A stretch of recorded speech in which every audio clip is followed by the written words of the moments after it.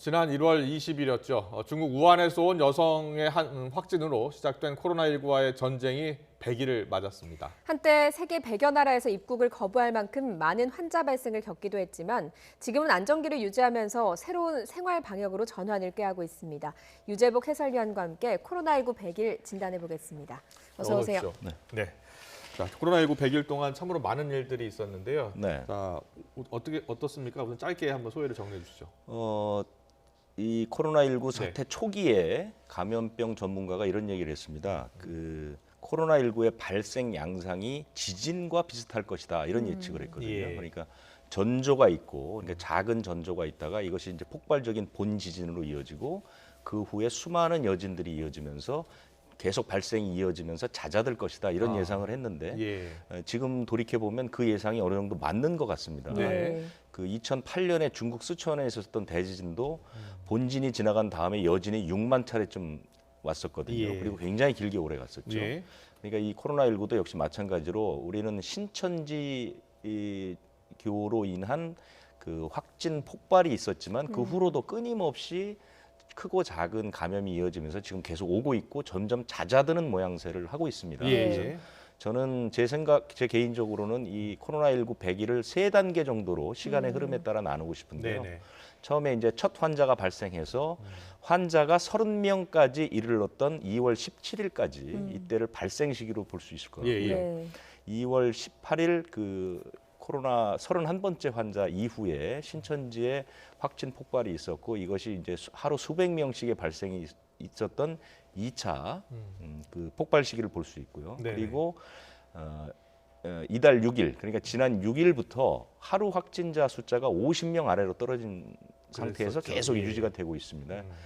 저는 세 번째 안정기 이렇게 해서 세 개의 단계로 나눠서 네. 정리를 하고 싶습니다. 네, 네. 단계별로 한번 정리를 해보면 좋을 것 같습니다. 네, 제일 첫 환자가 1월 20일에 나왔는데 그때부터가 1단계 아니겠습니까? 그렇습니다.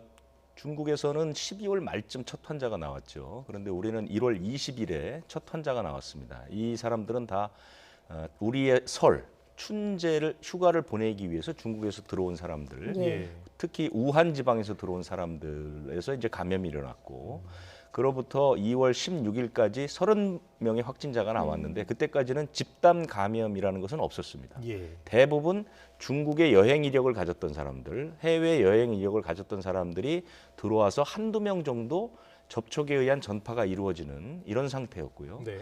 물론 정부 당국에서는 이 사람들을 완전히 추적해서 그 사람들의 동선도 다 공개했고 예. 접촉자들도 다 관리를 할 수 있었죠. 그때까지의 단계를 볼 수 있고 그때 뭐 특이한 거라는 건 우한에 있던 우리 교민들이 전세기를 타고 한꺼번에 들어왔었던 예. 그런 네, 일도 네. 있었죠. 그때 그때까지는 참 사실은 불안감이 컸던 시기였어요. 네, 그때는 사실은 뭐 발생보다는 국민들이 그 코로나19에 대한 공포감, 불안감이 상당히 컸던 시기다 이렇게 볼 수가 있을 것 같습니다. 예. 예. 그리고 이제 청정 지역이었던 대구에서 이제 환자가 발생하고 네. 유재복 기자가 정리한 것처럼 환자 폭발기가 찾아왔어요. 그렇습니다. 예.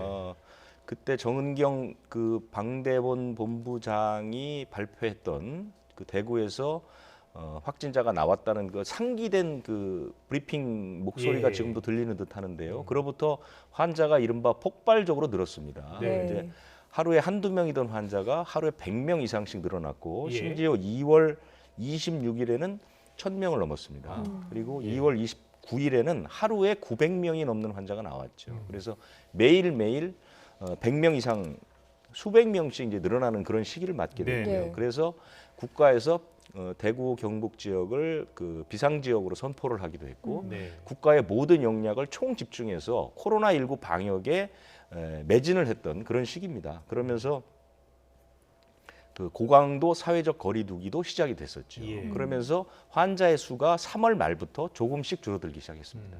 그것을 두 번째 2단계인 폭발 시기로 저는 보고 있습니다. 예. 네.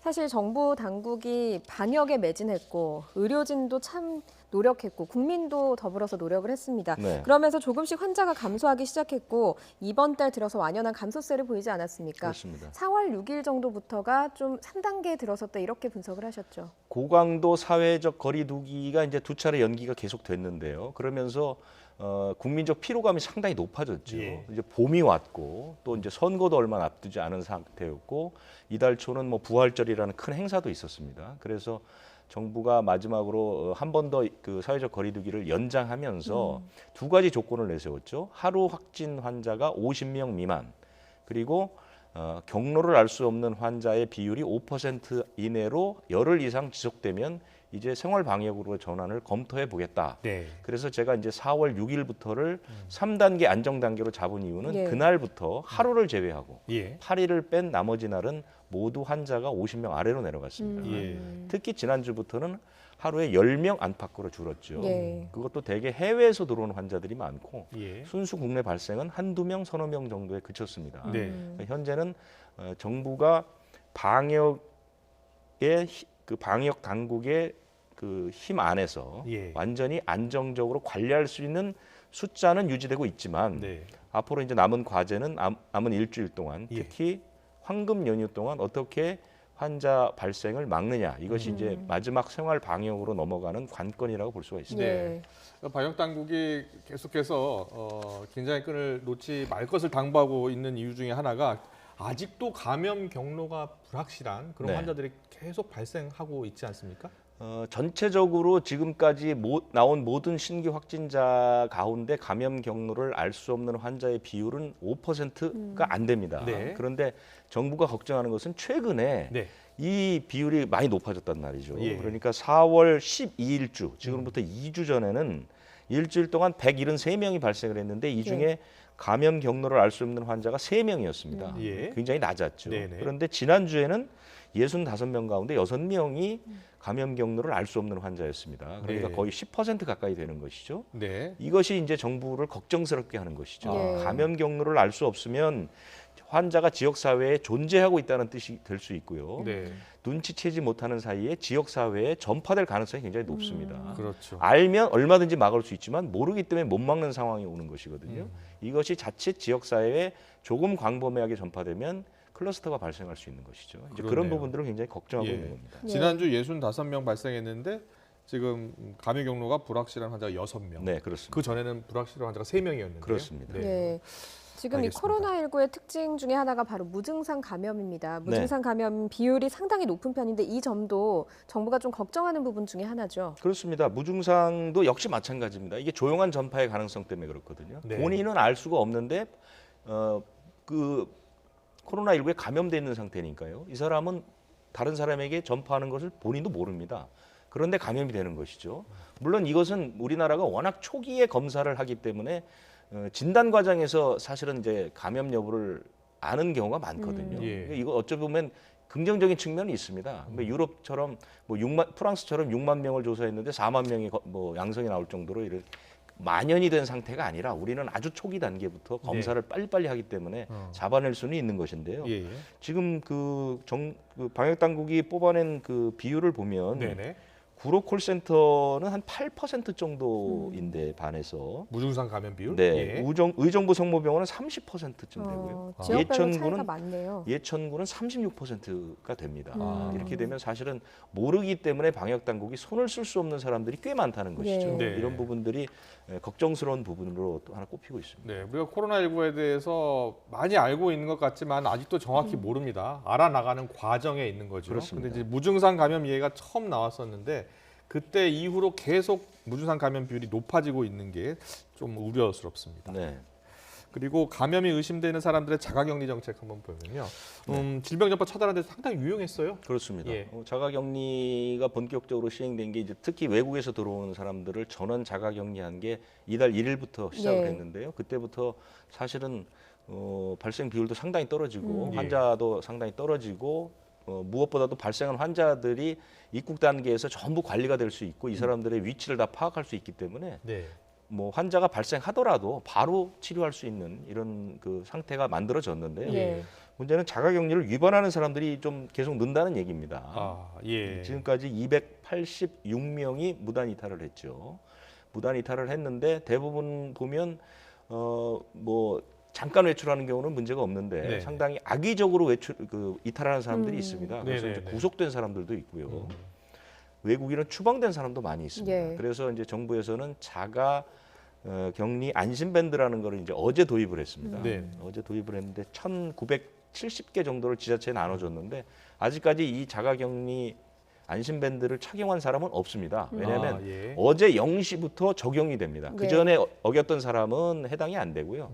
어제부터 자가격리 규칙을 위반한 사람을 착용하게 되는데 아직까지 위반한 사람이 한 명도 없습니다. 네. 며칠 좀 더 있어 봐야 안심밴드를 착용할 사람을 착용하는 사람이 나타날 것 같은데요. 예. 자가격리는 사실은 한 사람 한 사람의 이 각성 내지는 그 판단의 문제라고 생각을 합니다. 뭐 네. 안심밴드나 무슨 앱 같은 게 중요한 것이 아니라 자기가 자가격리 수칙을 지키지 않으면 자기뿐만 아니라 남에게 전파할 수 있다는 이 생각들을 많이 좀 할 필요가 있지 않을까. 네. 이런 생각에서 방역 당국의 정책 차원이 아니라 국민 한 사람 한 사람의 각성이 필요한 시점입니다. 예. 네, 이 자가격리 중인 분들은 꼭 이제 명심해야 될 부분은 앞서 유재복 기자가 설명했듯이 무증상 감염도 일으킬 수 있는 거거든요. 자기가 증상이 그렇습니다. 없다고 해서 자꾸 돌아다니면 네. 자기가 감염돼 있을 수도 있잖아요. 그러니까 자가격리라는 게 몸속에 당장은 증상이 없지만 예. 이 바이러스의 잠복기가 2주. 그러니까 보통 이 코로나 바이러스는 한 5에서 7일 정도가 가장 폭발적으로 활성화되는 시기고요. 예. 7일부터 조금씩 떨어져서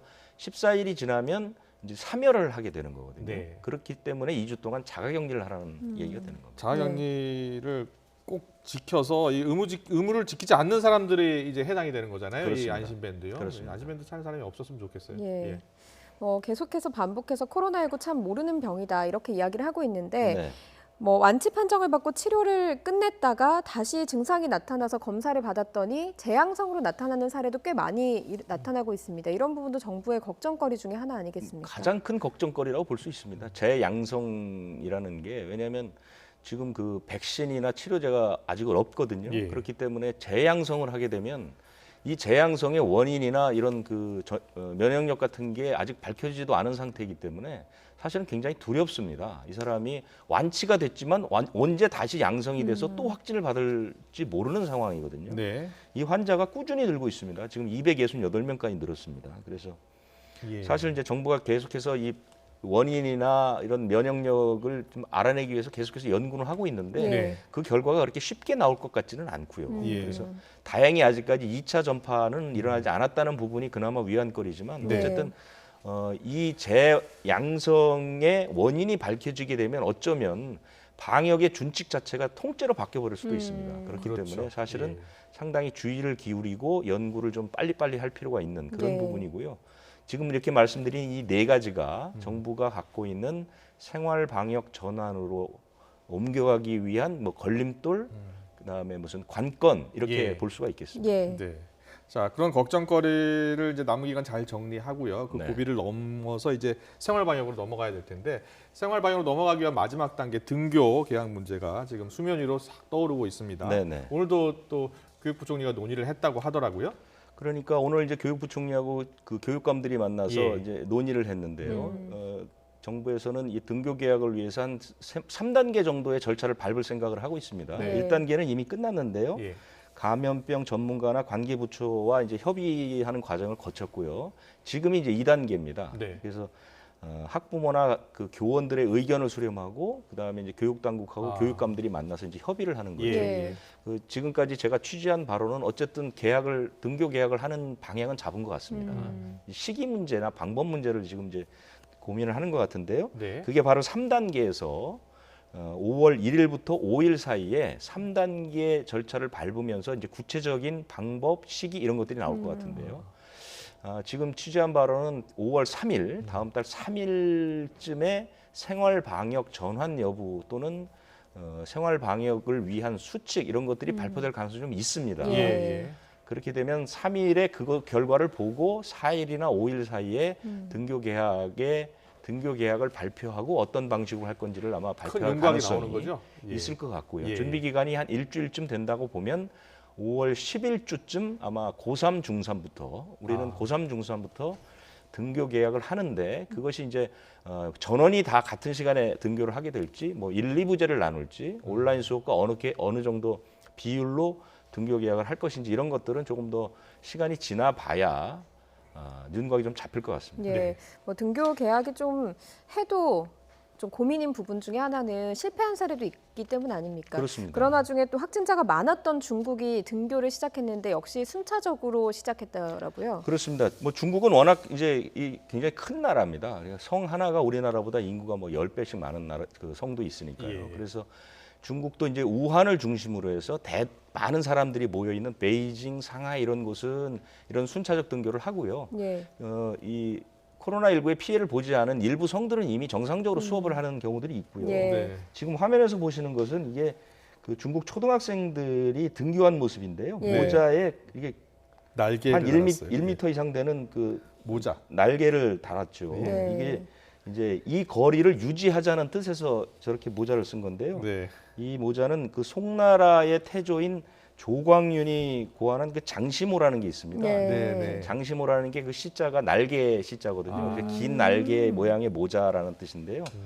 이 그 조광윤이 나라를 건국할 때 같이 일했던 사람들이 나중에 자기를 혹시 배반할지 몰라서 예. 자기와 만날 때 서로 속삭이는 걸 굉장히 싫어했다고 합니다. 그래서 모자에 대나무 같은 거를 붙여서 서로 속삭이지 못하도록 하는 모자였다는 것이고 아, 예. 예. 이게 이제 창안이 돼서 저렇게 어린 아이들이 저 모자를 쓰고 등교를 하는데요. 서로 네. 1m 거리를 간격을 유지하자는 그런 뜻이죠. 네. 접촉을 막는 데는 뭐 비슷한 의도를 갖고 있다라고 봐야 되겠군요. 네, 이게 뭐 얼마나 효과가 있을지는 모르겠지만 어쨌든 참 깜찍한 아이디어인 것 같습니다. 네. 네. 지금 베이징이나 상하이들도 다 이제 고3, 중3 위주로 개학을 하는 곳이 많습니다. 예. 그리고 이제 5월 넘어서 이제 나머지 학년들이 차례로 이게 순차 개학을 하는 것으로 돼 네. 있고요.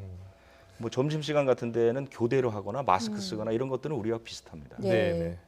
이 유럽 같은 경우는 어린 학생부터 등교 계약을 시작하기로 했다고 해요. 그렇습니다. 예. 유럽은 이제 우리하고 반대로 반대죠. 예. 초등학교 저학년부터 등교를 하는 식으로 이제 얘기를 했는데 그게 다 이제 나라마다 특징이 있는 거죠. 아. 우리 이 아시아 국가들은 입시 제도가 있습니다. 예. 예. 그러니까 시험을 봐야 되기 때문에 고3, 중3 학생들이 먼저 등교를 해야 이 혼란을 좀 줄일 수 있는 거고요. 네. 유럽 같이 이제 맞벌이 부부가 많은 나라들은 사실은 저학년이 빨리 학교를 가줘야 부모들의 이 돌봄 부담이 좀 줄거든요. 예. 그래서 초등학교 저학년들이 먼저 가고요. 핀란드는 또 독특합니다. 핀란드는 부모 직업에 따라서 등교 계약을 합니다. 아. 이것도 재밌는 예, 아이디어인데, 예. 그러니까 뭐 할아버지 할머니가 돌보는 아이, 아. 그 다음에 그 초등학교 저학년 가운데 어머니나 아버지 중에 의료진, 예. 그 다음에 이제 뭐 방역 당국에서 일하는 사람, 예. 이런 사람들의 자녀는 우선 등교를 하도록 하는 것이죠. 왜냐하면 예. 그 사람들은 반드시 나가서 일을 해야 되는 사람들이거든요. 그러니까 이런 자녀들은 우선 등교를 시키고 예. 그렇지 않은 아이들은 나중에 등교시키는 이런 방법들도 있고요. 각 나라별로 어쨌든 이 등교 계약이라는 교육 문제가 사실은 국가의 큰 그 대계이기 때문에 예. 각자의 사정에 맞춰서 아이디어를 내고 있어서 우리도 네. 사실은 뭐 싱가포르의 실패 경험도 좀 감안을 해서 네. 어쨌든 성공적인 등교 계약이 이루어졌으면 하는 바람입니다. 네, 예. 알겠습니다. 꼭 그렇게 돼야 되겠죠. 지금까지 유재복 해설위원과 함께 코로나19 100일 또 앞으로 생활 방역 위한 과제 짚어봤습니다. 네, 잘 들었습니다. 고맙습니다.